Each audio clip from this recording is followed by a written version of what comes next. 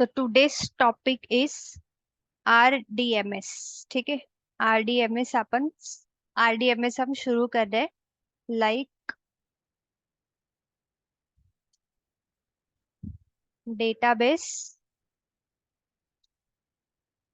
Management system.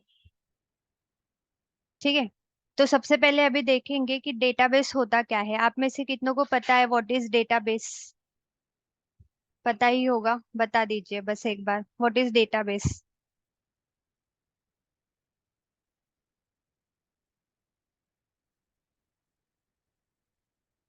Ashutosh, Gaurav, Kaveri, Nishant.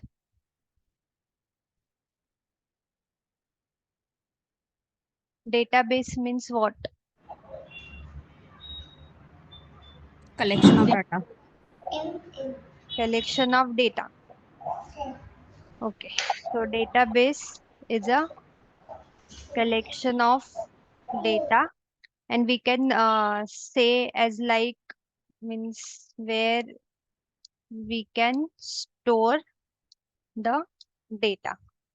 ठीक है, data को स्टोर जहाँ पे हम करते हैं तो उसे हम कहते हैं डेटाबेस। ठीक है, तो अभी देखेंगे types of database. Types of database. तो टाइप्स ऑफ डेटाबेस में आरडीएमएस, जिसे हम कहते हैं रिलेशनल डेटाबेस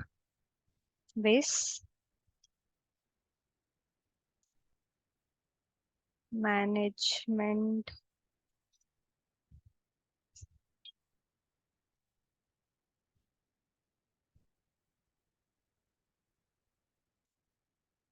आरडीएमएस, फिर no SQL, new SQL, and the fourth one is time series database.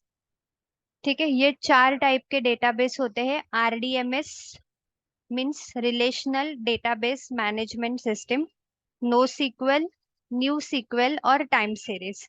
Now one by one देखेंगे कि आरडीएमएस का मतलब क्या होता है। डेटा स्टोर इन आरडीएमएस, इसमें जो डेटा स्टोर होता है, जैसे हमने देखा डेटाबेस का मतलब जहाँ पे हम अपने डेटा को स्टोर करते हैं। अब आरडीएमएस में जो टाइप का डेटा स्टोर होता है, तो इसमें हम डेटा स्टोर करते हैं इन the form of table. Tables के फॉर्मेट में इसमें डेटा हमें स्टोर करना पड़ता है। तो आरडीएमएस कैपिटल में ही लिखते हैं। The data we store in RDBMS is in the form of table. ठीक है, टेबल के फॉर्मेट में इसमें हम डेटा को स्टोर करते हैं। नो सीक्वल, नो सीक्वल में आपके पास डेटा जो है वो स्टोर होता है डॉक्यूमेंट के फॉर्मेट में। डॉक्यूमेंट के फॉर्मेट में। न्यू सीक्वल में जहाँ पे new SQL it is a combination of RDBMS and no SQL. Like suppose it is a combination of RDBMS and no sequel.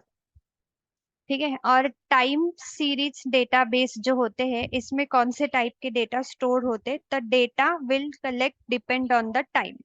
इसमें डेटा विल कलेक्ट और data will store depend on the time. अभी example देख लेते हैं हम लोग कि कहाँ पे हम यूज कर सकते हैं RDBMS, no SQL, new SQL और टाइम सीरीज का।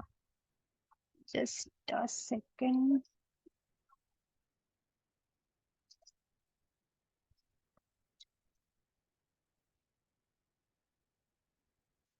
ओके, तो मैं आपको पेंट में डिस्प्ले कर देते हैं आरडीएमएस का डेटा स्ट्रक्चर किस तरह से होता है।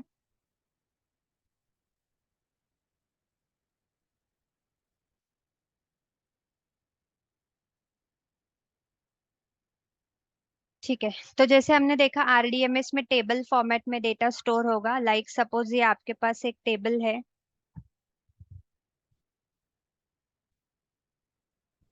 अब टेबल में होते हैं रो एंड कॉलम्स, और इसमें हम स्टोर करते डेटा इस तरह से, लाइक नंबर आप स्टोर कर रहे हो, पेंट लेने की जगह directly we can use Excel.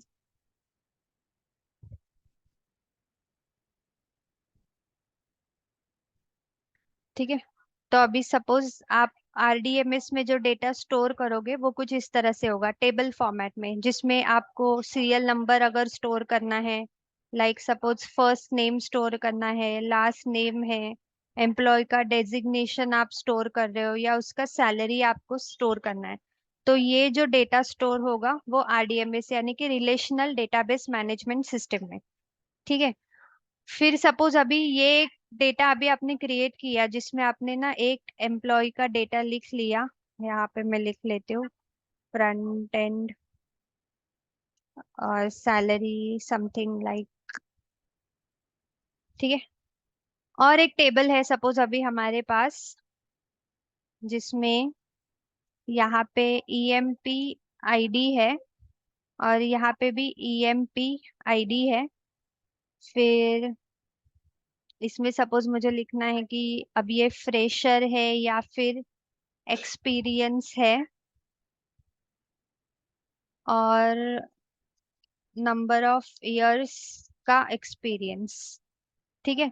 अब यहाँ पे एम्प्लॉय आईडी नंबर 1 है, और ये एम्प्लॉय आईडी नंबर 1 का डेटा है। वैसे ही यहाँ पे हमने एम्प्लॉय आईडी नंबर 1 लिखा, और मैं यहाँ पे लिख रही हूँ कि सपोज ये एक्सपीरियंस्ड है, और कितने इयर्स का एक्सपीरियंस है वो लिखा हमने। ऐसे ही अभी आप क्या करते हो, यहाँ पे मल्टीपल डेटा स्टोर करते हो, लाइक जितने भी आपके पास नंबर ऑफ एम्प्लॉय है, और यहाँ पे भी नंबर ऑफ एम्प्लॉय का डेटा।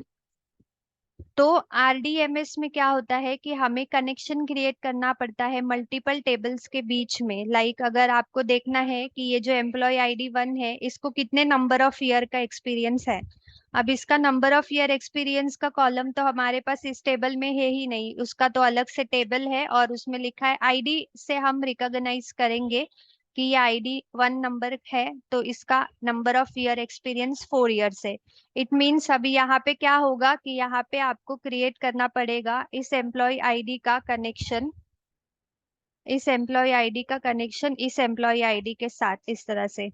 तो यहाँ पर एक कीवर्ड यूज किया जाता है एक्चुअली, जिसे हम जॉइन कीवर्ड कहते हैं। तो जॉइन कीवर्ड से क्या होता है, ये टेबल इस टेबल के साथ कनेक्ट हो जाता है, और ऐसे आपके पास मल्टीपल टेबल्स बनते रहेंगे। फिर जैसे कि सपोज अगर आपको स्कूल एग्जाम से रिलेटेड डेटा स्टोर करना है आपको, जिसमें सेमिस्टर 1 सेमिस्टर 2 सेमिस्टर 3 होती रहती है, और हर एक सेमिस्टर के अपने अपने अलग अलग टेबल है। अब आपको देखना है कि ये स्टूडेंट का रोल नंबर है 101, और उसको सेमिस्टर नंबर 5 में कितने मार्क्स मिले हैं, तो आपको जो मेन स्टूडेंट डेटा का टेबल होगा उसको सेमिस्टर 5 वाले टेबल के साथ कनेक्ट करना पड़ेगा। तो इसमें जो है स्ट्रक्चर कुछ इस तरह से बनेगा आपका टेबल फॉर्मेट में आरडीएमएस में। ठीक है।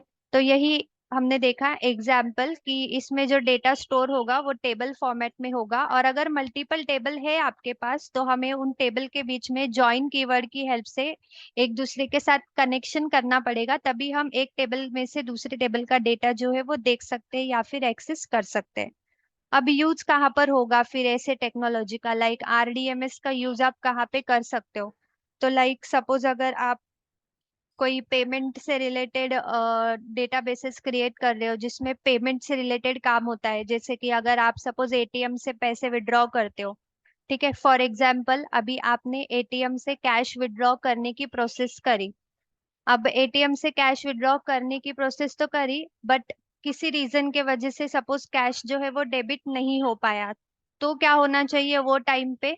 अगर ये 85,000 का कैश था, विड्रॉ हो गया और यहाँ पे 75,000 हो गया, लेकिन इसमें अभी भी इतना ही दिखा रहा है, 85,000 ही दिखा रहा है, मतलब इस टेबल से वो डेटा डिडक्ट ही नहीं हुआ सपोज, तो इस केस में क्या होना चाहिए, वो ट्रांजैक्शन रोल बैक होना चाहिए। तब वहां पर आप यूज कर सकते हो आरडीबीएमएस यानी कि रिलेशनल डेटाबेस मैनेजमेंट सिस्टम, जहाँ पे ट्रांजैक्शन रोल बैक करने की जरूरत पड़े कि किसी वजह से अगर वो ट्रांजैक्शन सक्सेसफुल नहीं हो पाया, तो वो ट्रांजैक्शन कैंसिल होना चाहिए और वापस रोल बैक होना चाहिए। तो जैसे कि आप एग्जाम्पल के तौर पे यहाँ पे लिख सकते हो, एग्जाम्पल के लिए कि कहाँ पर आप आरडीएमएस का यूज कर सकते हो, तो जैसे कि आप यहाँ पे कोई भी पेमेंट से रिलेटेड ऐप बना रहे हो, जैसे कि सपोज मेक माई ट्रिप, जिसमें आपको पेमेंट करने की जरूरत पड़ती है, या फिर आप ऑनलाइन ट्रांजैक्शन करते हो ओला पे भी, कि सपोज आपने अमाउंट तो पेड कर दिया, आपको मैसेज आ गया डेबिटेड का, लेकिन सामने वाले को कैश रिसीव नहीं हुआ, तो वो डेटाबेस से पैसे डिडक्ट, मतलब डेटाबेस में कुछ अपडेट ही नहीं हुआ, तो वो रोल बैक होना चाहिए। तो वो केस में आपको आरडीएमएस का यूज करना है। ठीक है, समझ में आ रहा है ना?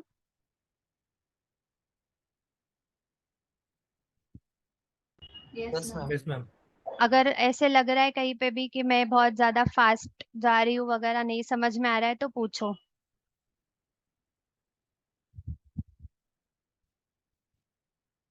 ठीक है, तो ये आरडीएमएस हो गया। बस सिंपली याद रखना है, RDBMS is a relational database management system. The data we can store in RDBMS is in the form of table के फॉर्मेट में स्टोर करते हैं। टेबल्स में इसलिए स्टोर होता है कि अगर टेबल में डेटा स्टोर है, तो जहां पर रिवर्स ट्रांजैक्शन, यानी कि वो जो भी आपने ट्रांजैक्शन परफॉर्म किया है उसे रोल बैक करने की जरूरत पड़े, तो आरडीएमएस में इजीली हो जाता है। ठीक है, और आरडीएमएस में हम सीखेंगे एसक्यूएल। एसक्यूएल यानी कि सपोज माई एसक्यूएल। एसक्यूएल को कहते हैं हम लोग स्ट्रक्चर्ड क्वेरी लैंग्वेज। ठीक है, तो आरडीएमएस का ये एग्जांपल है एसक्यूएल, स्ट्रक्चर्ड क्वेरी लैंग्वेज, ये हम इसमें सीखेंगे। नो सीक्वल, अब देखते हैं। नो सीक्वल में जैसे मैंने बताया डेटा स्टोर होता है डॉक्यूमेंट के फॉर्मेट में। अब ये एग्जांपल देखो, ये आपका आरडीएमएस का एग्जांपल है। अब यहाँ पे नो सीक्वल का देख लेते हैं। नो सीक्वल, अब नो सीक्वल में आप सीखोगे मोंगो डीबी। ठीक है, नो सीक्वल का एग्जांपल है मोंगो डीबी सॉफ्टवेयर, आप सीखोगे उसमें। अब इसमें कैसे डेटा स्टोर होता है, जैसे अभी आपने यहाँ पर एक एम्प्लॉय का डेटा स्टोर किया है जिस टेबल फॉर्मेट में। अब यहाँ पे आपको कैसे स्टोर करना पड़ेगा, जेसन फॉर्मेट में, यानी कि जिसमें की और वैल्यू आपको ऐड करनी है। ठीक है, जैसे कि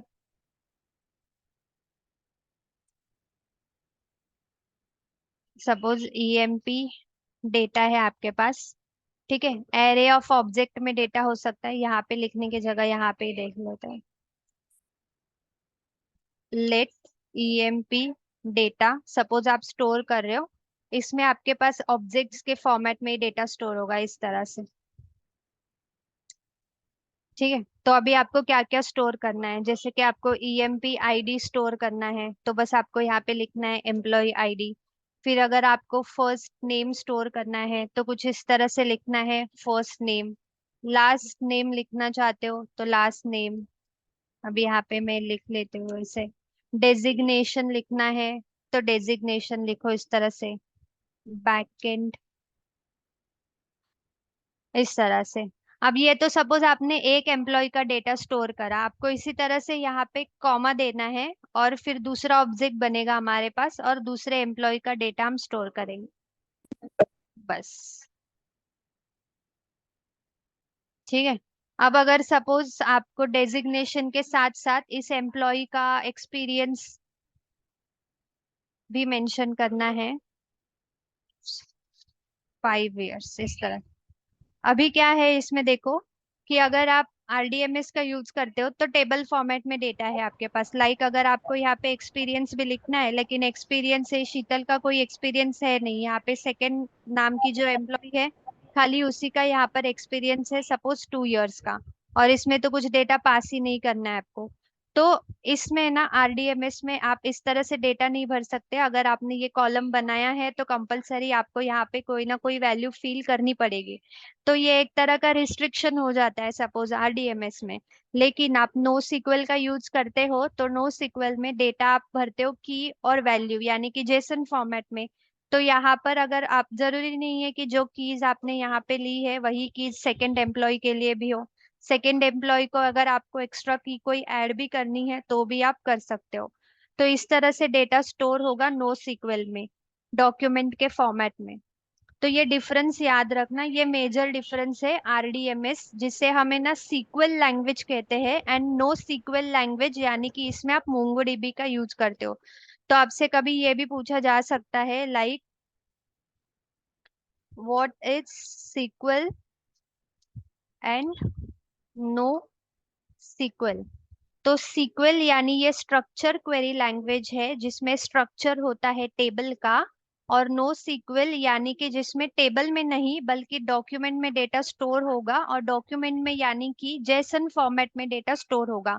तो सीक्वल फॉर्मेट में अगर आप डेटा स्टोर करते हो तो आपके पास जितने भी कॉलम है कंपलसरीली आपको सारे कॉलम्स में वैल्यू भरनी है। लेकिन अगर आप नो सीक्वल का यूज करते हो तो नो सीक्वल में आपको इस तरह से की पेयर में वैल्यू भरनी है। ठीक है, this is the difference in SQL and no SQL. New ma'am, SQL, हाँ बोलो। जो ऑब्जेक्ट में की वैल्यू है उसमें हम्म, की होती है वो डबल कोट में होती है क्या? ऐसे होती है? वो अभी हम डायरेक्टली लिख सकते हैं ऐसे की का नाम। अच्छा, हम्म, ओके, थैंक यू। ठीक है। फिर no SQL is a new SQL it is a combination of RDBMS and no SQL, यानी कि इसमें जो डेटा स्टोर होगा वो कॉम्बिनेशन होगा दोनों का, मतलब इन दोनों का कॉम्बिनेशन बना के ये एक न्यू डेटाबेस का टाइप है। फिर टाइम सीरीज डेटाबेस, इसमें जो डेटा स्टोर होगा depend on the time. For example आप स्टॉक मार्केट का ले सकते हो जिसमें देखो डेटा टाइम टाइम पे रहता है। तो वैसे टाइप का कोई डेटा आपको स्टोर करना होगा तो हम उसमें यूज कर सकते हैं ये टाइम सीरीज डेटाबेस को। बट अभी हम फिलहाल सीखने वाले हैं सीक्वल एंड नो सीक्वल, जिसमें फर्स्ट तो अभी हम सीक्वल से स्टार्ट कर रहे हैं, सीक्वल से यानी कि माई एसक्यूएल से हम लोग स्टार्ट कर रहे हैं। तो ये बस आपका इंट्रोडक्शन था डेटाबेस मैनेजमेंट सिस्टम से related, like what is database, what are the type of database and how many of them we are going to learn. So we are going to learn RDMS and NoSQL. ठीक है, is this clear? Yes. Okay. So अभी आप में से किसी ने भी अगर लैपटॉप या मॉनिटर से ज्वाइन किया होगा ना तो आप शेयर करना स्क्रीन, हम इंस्टॉलेशन देखेंगे।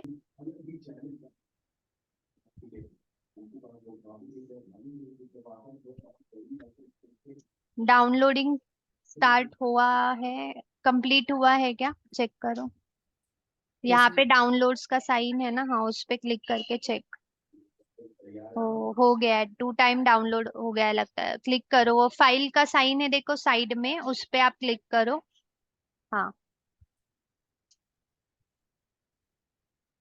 ओके। सो इसको बस डबल क्लिक करके रन कर दो डाउनलोड के बाद, अभी इंस्टॉल करेंगे।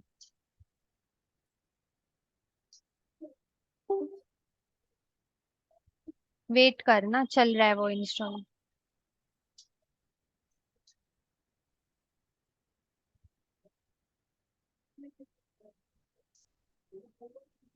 ओके, अभी यहाँ पर कुछ सेटिंग्स करनी है, जैसे अभी आपको यहाँ पे कस्टम को सेलेक्ट करना है।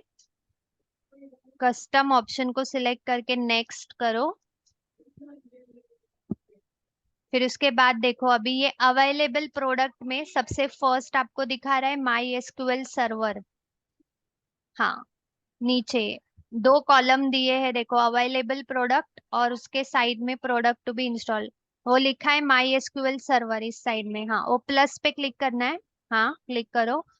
फिर उसके अंदर भी वो प्लस पे क्लिक करना है, और यहाँ पे भी ये प्लस पे क्लिक करो फर्स्ट वाले।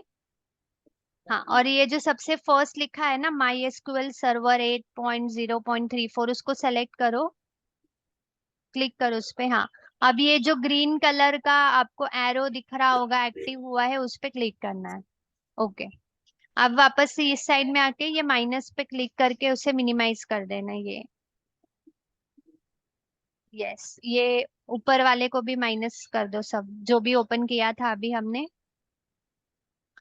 ठीक है, तो जिस तरह सर्वर हमने सेलेक्ट करके लिया है उसी तरह नीचे एप्लीकेशन लिखा है ना, same steps for the application. First वाला सिलेक्ट करना है वर्क बेंच, उसमें से भी फर्स्ट वाले पे टिक करो, और फर्स्ट वाला सिलेक्ट करके ले लो माई एसक्यूएल वर्क बेंच, और ये ग्रीन एरो पे क्लिक करना है यहाँ से। That's it. ओके, तो हाँ अभी उसको मिनिमाइज कर दो।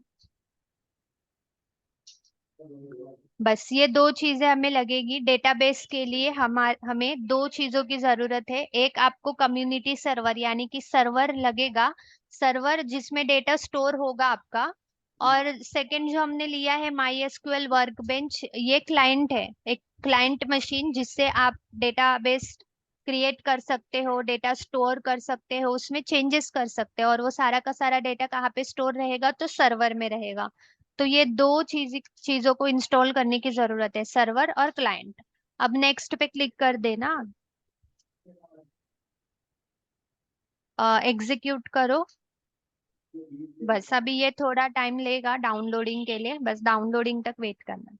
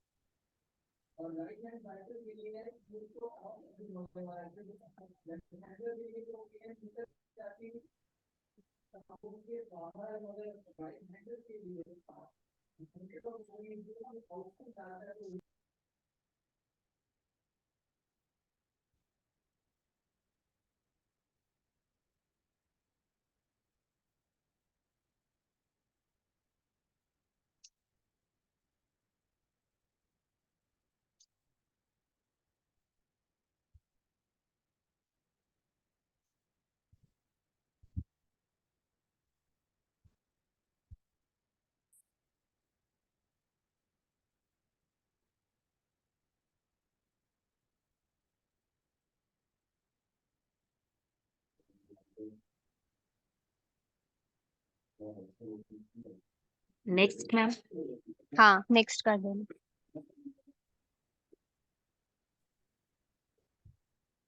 होने दो अभी ये इंस्टॉल।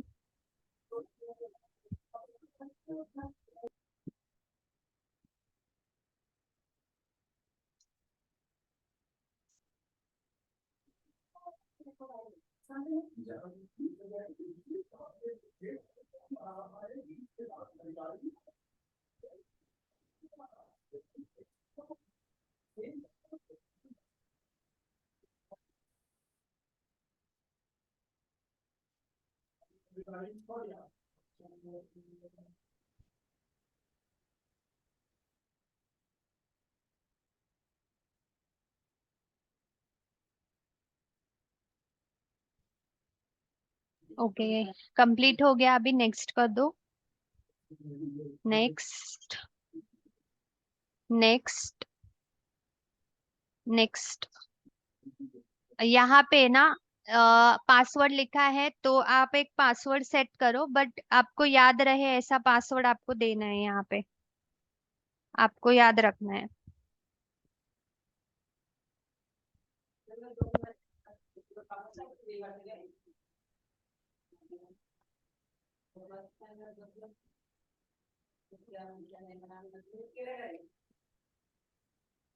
ओके। ठीक है, फिर नेक्स्ट कर देना अभी, again next, next, execute.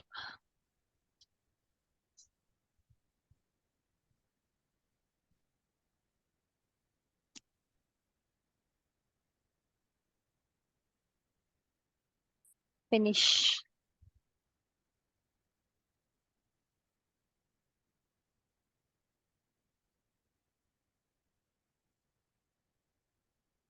Finish.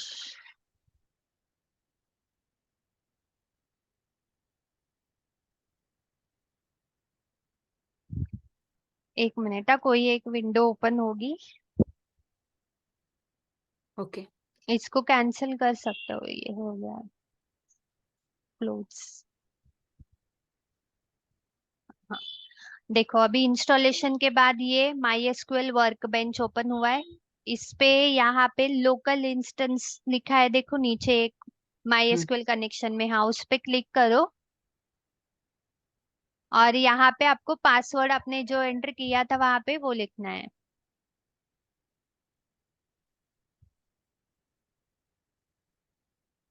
Okay,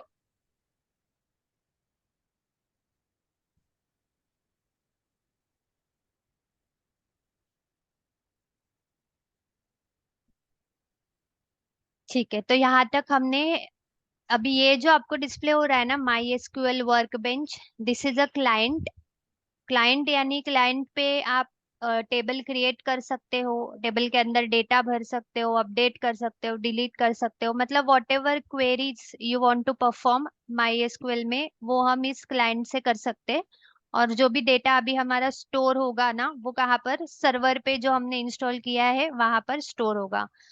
तो ये वर्क बेंच है। और एक आप माई एसक्यूएल में कमांड लाइन इंटरफेस से भी क्रिएट कर सकते हैं टेबल, तो मोस्टली हम कमांड लाइन इंटरफेस का ही यूज करेंगे।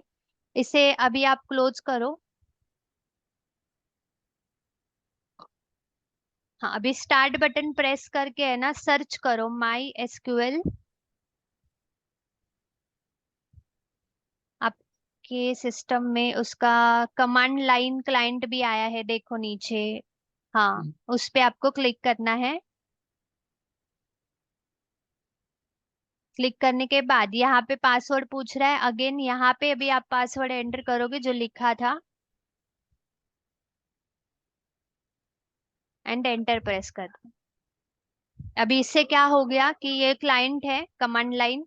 देखो वो वर्क बेंच भी क्लाइंट था, उसमें कैसे है कि हम लोगों को, मतलब उसमें भी आप क्वेरीज टाइप करके टेबल वगैरह क्रिएट कर सकते हो। But mostly as a programmer आप अगर कमांड यहाँ पे टाइप करोगे, मतलब सीएमडी में, तो वो थोड़ा अच्छा लगेगा और मतलब आपको समझ में भी आएगी। बस कमांड ही याद रखनी पड़ेगी, इसमें आपको टेबल भी ठीक ठाक से दिखाई देंगे। अब यह पासवर्ड एंटर करने के बाद क्या हुआ है, आपका क्लाइंट का कनेक्शन क्रिएट हो चुका है सर्वर के साथ, यानी इसमें जो भी डेटाबेस अभी आप बनाओगे वो सर्वर में स्टोर हो जाएगा। ठीक है, यहाँ तक सबको क्लियर है कि हमने क्या किया है, इंस्टॉलेशन किया है सिर्फ। तर इथे कमांड लाईन इंटरफेसचा वापर केला तर तुम्हाला पासवर्ड तुमचा एंटर करायचा आहे बघा। आता इथे आहे ना, सिंपली मी शो डेटा बेसिस ही कमांड यूज करते आणि एंटर। तर शो डेटाबेसेसने काय होईल, जर तुमच्याकडे ऑलरेडी काही क्रिएटेड डेटाबेस असतील किंवा बाय डिफॉल्ट जे डेटाबेसेस असतात ते आपल्याला तो डिस्प्ले करेल। आता यामध्ये आहे ना, आय एम एस आणि स्कूल हे मी क्रिएट केलेले आहेत आणि बाकी जे तुम्हाला दिसत आहेत ते इनबिल्ड आहेत। लाईक शो डेटाबेसने तुम्ही डेटाबेसेस पाहू शकता। जर तुम्हाला क्रिएट करायचा असेल तर तुम्हाला लिहायचं आहे क्रिएट डेटा बेस आणि तुमच्या डेटाबेसचं जे काही नाव तुम्हाला हवं असेल ते। लाईक समजा माझ्याकडे स्कूल आहे, फ्लिपकार्टचा एक डेटाबेस मी क्रिएट करते, एंटर। स्पेलिंग रॉंग केली का मी, database create database Flipkart आणि एंटर।